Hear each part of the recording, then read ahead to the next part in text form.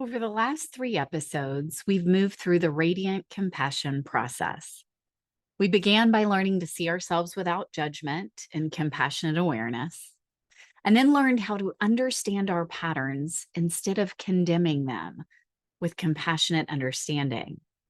And in the last episode, we explored what it means to honor what protected us and to let it go with grace through compassionate release. Today, we arrive at the final step of the radiant compassion process, compassionate responsibility.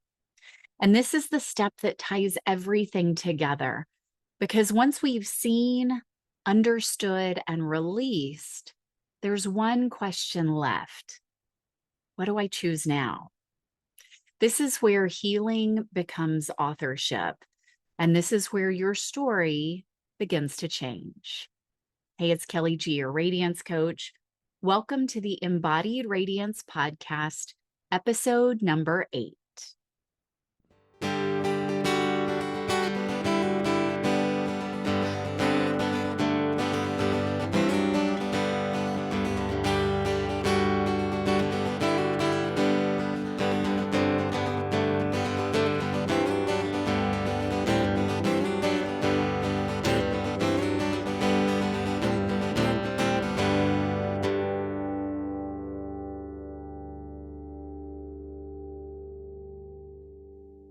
Responsibility is not the same as blame. Blame asks, whose fault was this? And it keeps us looking backward, tied to the story, and searching for who to hold accountable, even when that someone is ourselves. Responsibility asks something different. Its question is, what do I do now?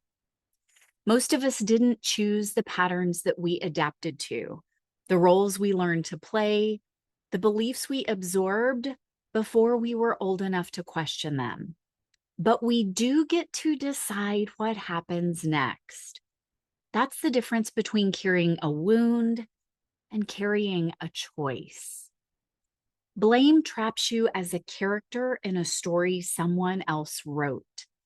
And when you pick up the pen and become the author, it doesn't erase what happened. It doesn't pretend the chapters before this one didn't shape you, but it means you are no longer just living out the plot you inherited. You're writing what comes next. Owning your story doesn't have to mean self-blame.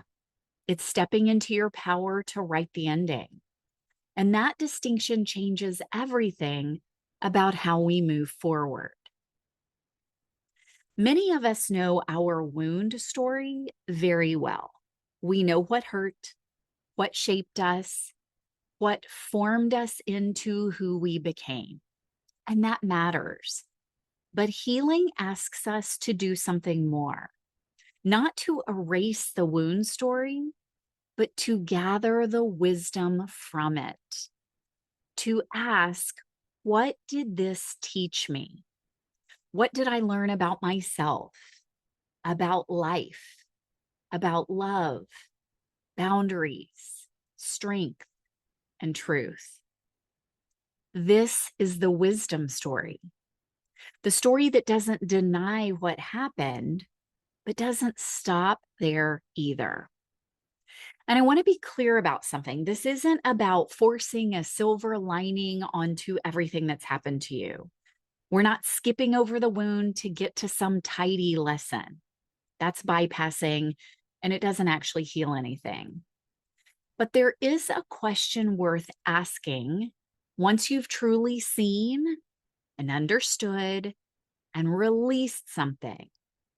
And that question is, what did this make possible, even if you wish it hadn't happened?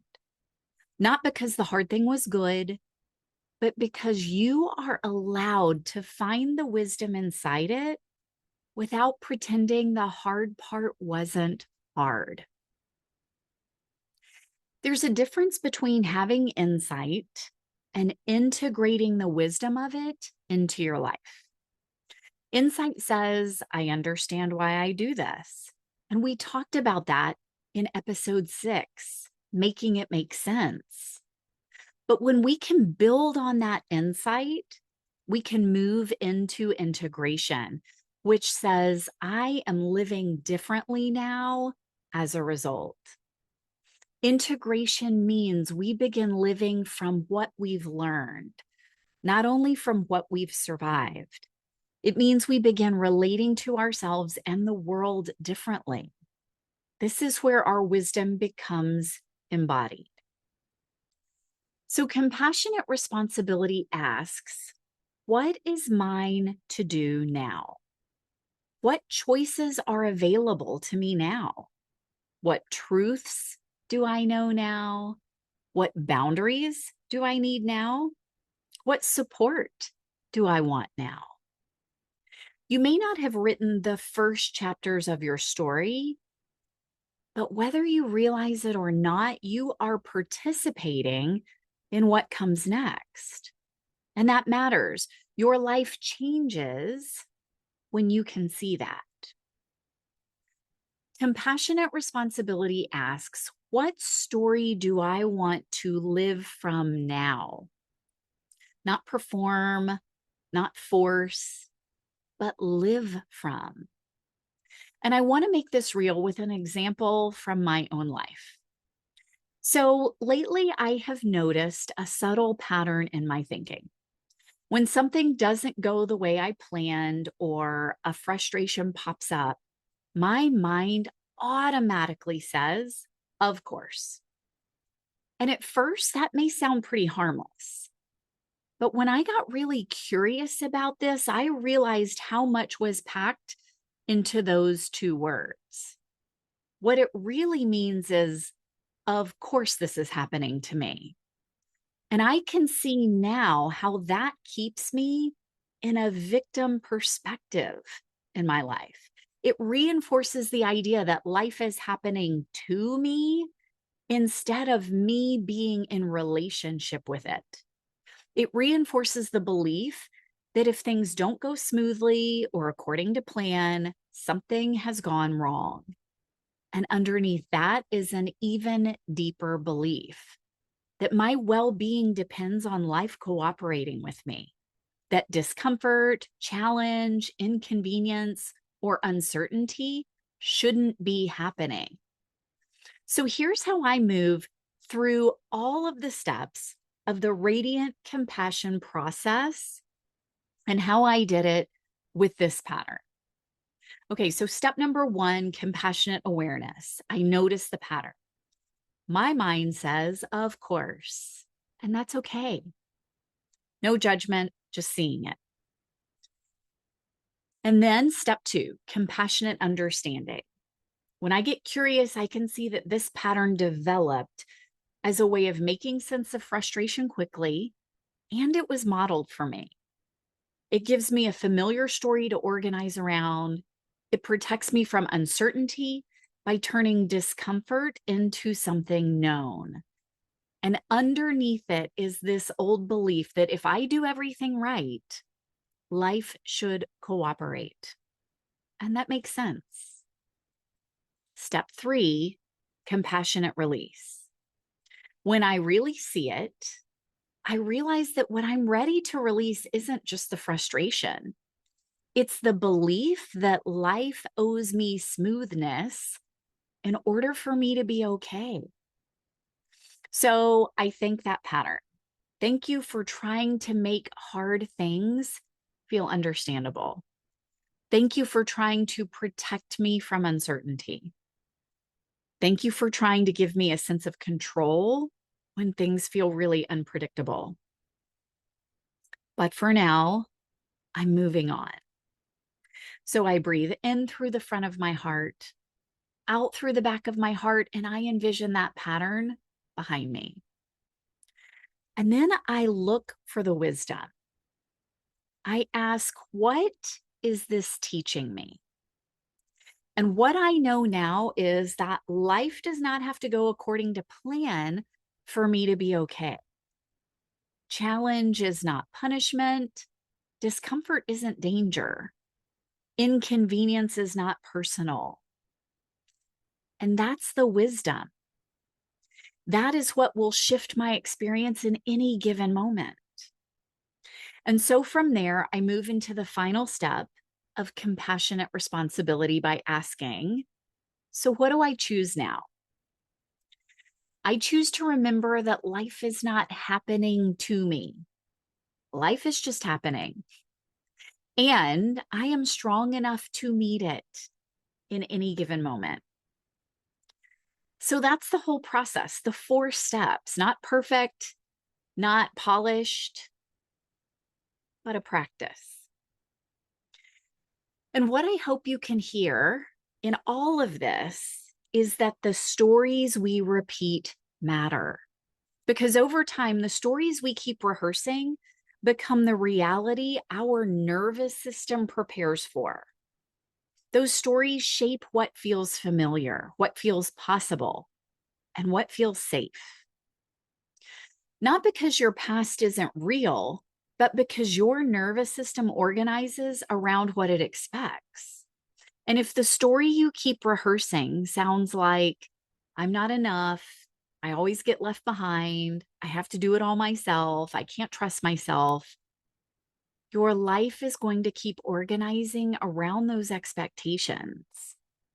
Not because they're true, but because they've become practiced.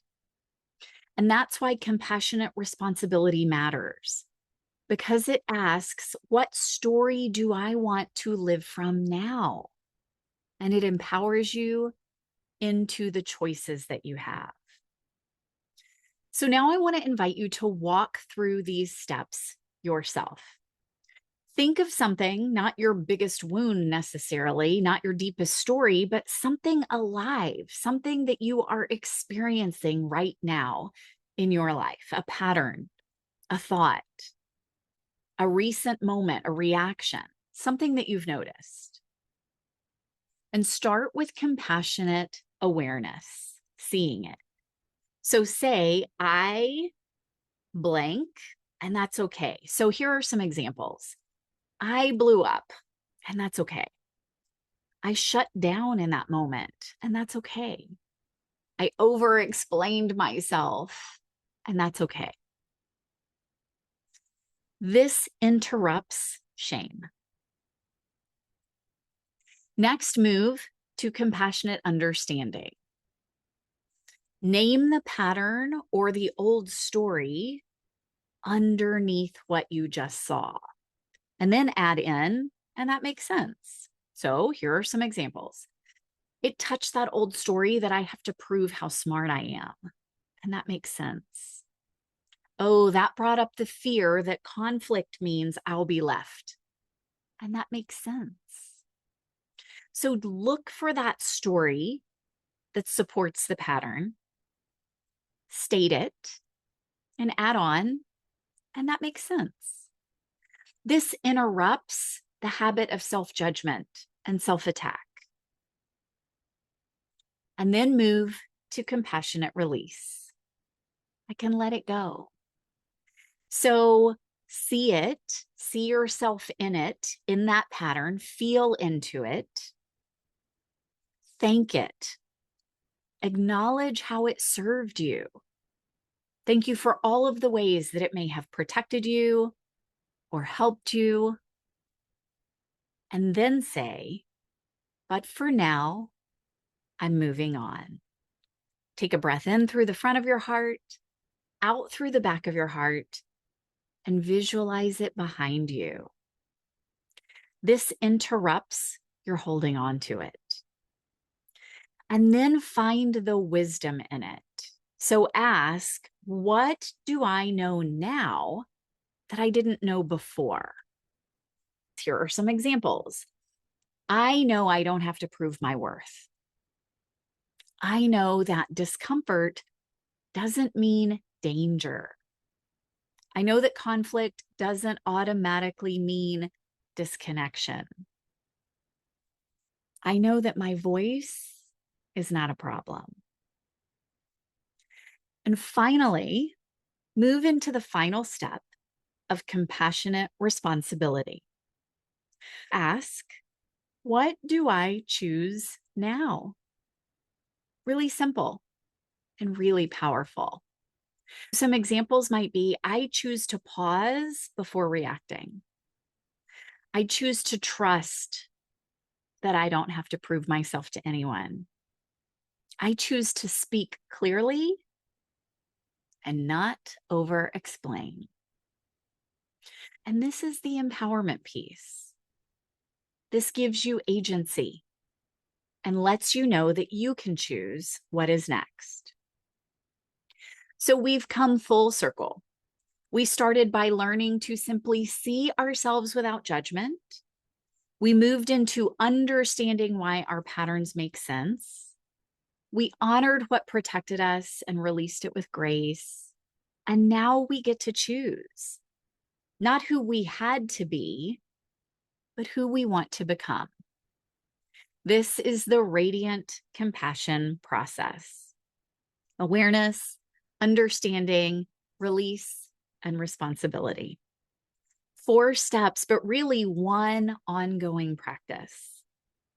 I hope that this is helpful, and I invite you to use it again and again, because life is going to keep offering us new places to see, understand, release, and choose. That's not a flaw in the process. That's just life. And that's what it means to be human and still growing and learning. So thank you for walking through these 4 episodes with me. I hope you feel a little lighter, a little clearer, and a little more on your own side than when we began.